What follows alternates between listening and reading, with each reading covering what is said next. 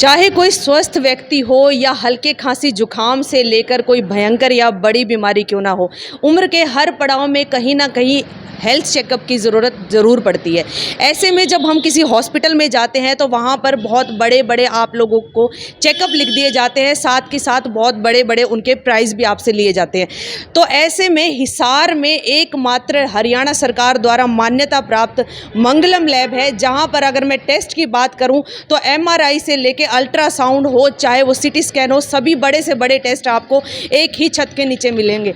उदाहरण के लिए अगर मैं बात करूँ तो मंगलम लैब ने जो सेवाएं दी हैं कोविड के समय में, पीक टाइम पे जब कहीं पर भी इलाज संभव नहीं हो पा रहा था, कहीं पर भी टेस्ट नहीं हो पा रहे थे, ऐसे में सिर्फ एकमात्र हिसार की मंगलम लैब थी जिन्होंने सुचारू रूप से लोगों को अपनी सेवाएं दी। अगर मैं बात करूं तो एक कहावत है कि जब किसी भी पेड़ की जब जड़ ही मजबूत होती है तो वो पेड़ अपने आप ही फलता और फूलता है। इसी तरह से यहाँ के जो डॉक्टर है GR गुप्ता जी, उनके लगन और मेहनत की वजह से आज मंगलम लैब हिसार नहीं पूरे हरियाणा में अपना नाम बना चुकी है। साथ के साथ अगर मैं टेक्नोलॉजी और मशीनरी की बात करूं तो सभी की हाई से हाई टेक्नोलॉजी और मशीनरी यहां पर उपलब्ध है। जिस तरह से जो मंगलम लैब के डायरेक्टर है वो अपनी जी जान से लोगों की सेवा कर रहे हैं, उसी तरह से जो स्टाफ है वो भी पूरी लगन और मेहनत के साथ मंगलम लैब में अपनी सेवाएं सुचारू रूप से दे रहे हैं। तो आइए सबसे पहले तो जो डॉक्टर है GR गुप्ता जी, उन्हीं से बात कर लेते हैं और जान लेते हैं मंगलम लैब के बारे में कुछ महत्वपूर्ण जानकारियाँ। फिलहाल हमारे साथ मौजूद हैं मंगलम लैब के डायरेक्टर डॉक्टर GR गुप्ता। इनसे भी जान लेते हैं लैब के बारे में कुछ महत्वपूर्ण जानकारी। नमस्कार सर, हमारे चैनल में आपका स्वागत है। नमस्कार सर, सबसे पहला सवाल मैं आपसे यही जानना चाहूँगी कि मंगलम लैब को हिसार में सेवाएं देते हुए कितना समय हो गया? हमने मंगलम लैब 1995 में शुरू करी थी। मैंने अपनी PGI चंडीगढ़ से कंप्लीट करने के बाद सीधा मैं हिसार आ गया था और 1995 में इस बिल्डिंग में हमने मंगलम लैब की शुरुआत करी थी। सर, हिसार के अलावा लैब के और ब्रांचेस कहाँ कहाँ पर हैं? हमने शुरू में तो यहाँ हिसार में ही किया, हिसार में ही अपनी लैब खोल के उसके बाद हमने रेडियोलॉजी ऐड करी, ब्लड बैंक ऐड किया, न्यूक्लियर मेडिसिन ऐड करी। उसके बाद हमें लगा कि हरियाणा के दूसरे डिस्ट्रिक्ट में भी हमें अपनी सेवाओं का एक्सपेंशन करना चाहिए। उसको मद्देनज़र हिसार में हमारी एक ब्रांच है जो कि सिविल हॉस्पिटल के पास है।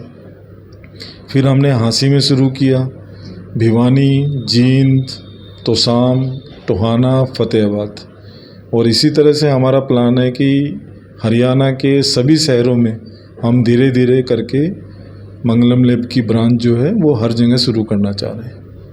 सर, अगर मैं बात करूं मंगलम लैब क्या 24 घंटे मरीजों के लिए उपलब्ध है? मंगलम लैब हिसार की सुविधाएं जो है वो 24 घंटे उपलब्ध है, 24 आवर सर्विस है।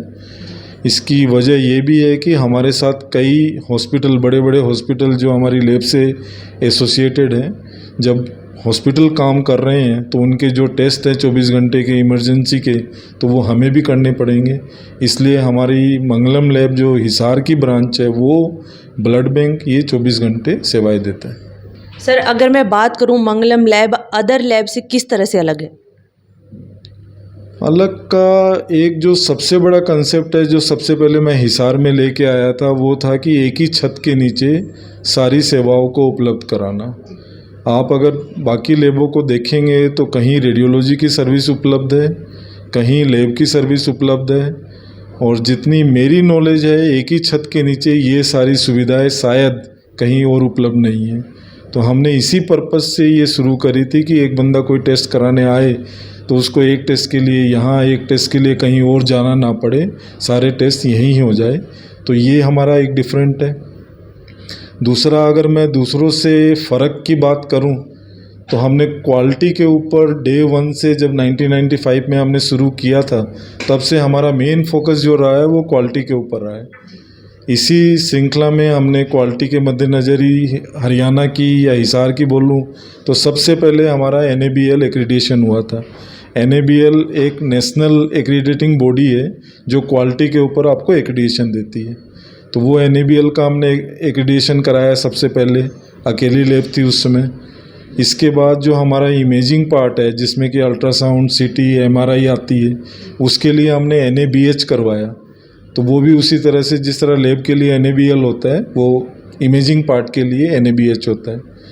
उसी तरह से न्यूक्लियर के लिए भी हमने NABH कराया और ब्लड बैंक में हम प्लान कर रहे हैं उसको कराने का कि एक सर्टिफिकेट हो कि हम क्वालिटी के जो भी मापदंड होते हैं उसको हम पूरा कर रहे हैं। सर, कोविड के समय में कोई भी नहीं भूल पाया है कि मंगलम लैब ने अपनी सेवाएं बखूबी रूप से लोगों को दी थी। तो किस तरह की सेवाएं मंगलम लैब की तरफ से प्रोवाइड की गई थी? मैं सिर्फ कोविड की ही बात नहीं करूँगा, हमारा शुरू से ये मोटो रहा है, ये हमारा प्रिंसिपल रहा है कि जो भी चीज़ें हिसार में उपलब्ध नहीं थी हमने कोशिश करी है कि वो हम लोगों को हिसार में ही उपलब्ध कराएं। अगर मैं पीछे जाऊं 2002 में हमने MRI शुरू करी, उस समय पूरे हरियाणा में कहीं भी MRI नहीं होती थी, इवन मेडिकल कॉलेज में भी नहीं थी। यहाँ ज़रूरत थी तो हमने MRI मंगलम में शुरू करी। इसके बाद डेंगू हर 1-2 साल में आता था तो हमने डेंगू के लिए जो बड़ा पैक होता है जिसको एफेरेसिस बोलते हैं वो हमने 2005 में सबसे पहले शुरू करी। इसके बाद लोगों को कैंसर के लोगों को स्पेशली पेट सिटी होती है वो पूरे हरियाणा में, अगर मैं गुड़गांव और फरीदाबाद छोड़ दूं तो यहाँ सुविधाएं उपलब्ध नहीं थी, मेडिकल कॉलेज में भी, तो वो हमने 2014 में उपलब्ध करी। इसी श्रृंखला में जब कोविड आया तो यहाँ किसी के पास भी ये फैसिलिटी उपलब्ध नहीं थी, क्योंकि उस समय सारा बंद था, थोड़ा सा टाइम लग गया हालांकि, लेकिन जितने भी जल्दी हो सकता था हमने कोविड के लिए ICMR और NABL से अप्रूवल लेना होता है वो हमने करवाया और यहाँ हिसार में सबसे पहले कोविड के टेस्टिंग की फैसिलिटी हमने शुरू करी। उस समय हमने दिन रात 24 घंटे यहाँ काम किया क्योंकि मशीनें हमारे पास 2 थी और स्टाफ भी कई कोविड से ग्रसित थे, नए स्टाफ उसमें मिल नहीं रहे थे, लेकिन फिर भी हमने 24 घंटे काम करके डेली के 400, 500, 600 सैंपल हमने कोशिश करी है कि भाई हम करें और लोगों को जितना राहत दें उतनी हमने कोशिश करी है। और मंगलम लैब ने हमेशा ही जो सरकार से निर्धारित मूल्य थे इन टेस्टों के वो ही लिए हैं और उससे कभी भी कोई ज़्यादा कम हमने पैसे चार्ज नहीं किए। क्या सभी प्रकार के टेस्ट यहाँ पर होते हैं या किसी भी और टेस्ट के लिए बाहर भी जाना पड़ेगा लोगों को? अगर मैं बात करूं तो आज के दिन जो रिक्वायर्ड टेस्ट होते हैं उस तरह से तो टेस्ट की कहीं लिमिट नहीं होती। मैं ये बोलूं कि जो 100% होते हैं तो वो मेरा स्टेटमेंट गलत होगा, बट 99% टेस्ट आज के दिन मंगलम में, चाहे वो लैब से रिलेटेड टेस्ट हो, चाहे वो न्यूक्लियर मेडिसिन के टेस्ट हो, चाहे वो MRI, CT, अल्ट्रासाउंड हो, चाहे ब्लड बैंक की कोई रिक्वायरमेंट हो, 99% हम लोकल यहीं करते हैं। सर, क्या किसी हेल्दी व्यक्ति को भी समय समय पर टेस्ट करवाते रहना चाहिए? ये बहुत ही ज़रूरी है चीज़ों का। 40 की उम्र के बाद साल में एक बार कम से कम लोगों को अपने बेसिक टेस्ट कराना चाहिए। बेसिक टेस्ट कराने का ये मतलब नहीं होता है कि आप 200 टेस्ट करा लो, जिस तरह से आजकल ट्रेंड चला हुआ है कि जी 1200 रुपये में 150 टेस्ट, 200 टेस्ट, जिन टेस्टों की कोई आवश्यकता नहीं है।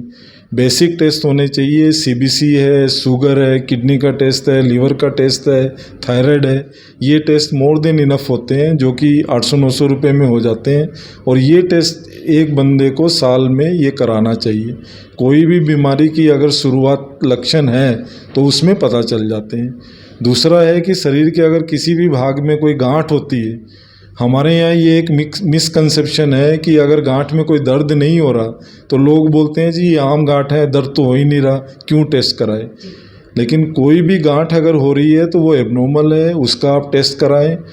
भगवान ना करे अगर वो कैंसर है और आपकी शुरुआती हालत में अगर पता चल जाती है तो इसका इलाज बड़ा संभव है और क्योर होने के भी चांसेस होते हैं। सर, एक आखिरी सवाल और, जिस तरह से लगातार गर्मी बढ़ती जा रही है, तापमान बढ़ता जा रहा है, तो ऐसे में एक व्यक्ति को राहत पाने के लिए क्या करना चाहिए? सबसे पहले तो ये है कि डायरेक्ट गर्मी में अगर एक्सपोज होएगा तो डिहाइड्रेशन होएगी, क्योंकि आपके पसीना नहीं आएगा लेकिन शरीर से आपका पानी जो है वो लॉस होते जाएगा। और जब डिहाइड्रेशन ज़्यादा हो जाता है, जिसको हम बोलते हैं कि लू लग गया, उसके होने के चांस होते हैं। सबसे पहले तो ये है कि डायरेक्ट सन के एक्सपोज में ना आए, अपने आप को किसी छाँव में और उसमें कोशिश करें। अगर बाहर जाना भी है छतरी का प्रयोग करें या सर को किसी तरह से ढकें।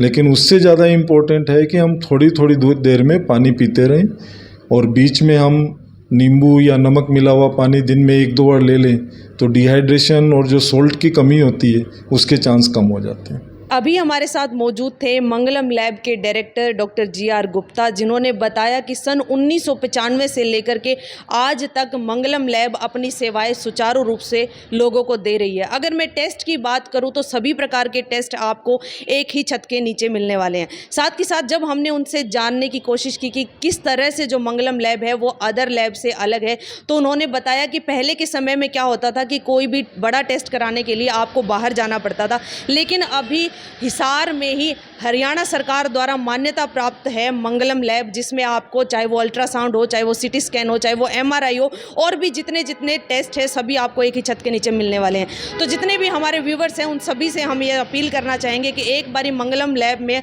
विजिट ज़रूर करें और मंगलम लैब को अपनी सेवाएं देने का मौका ज़रूर दें।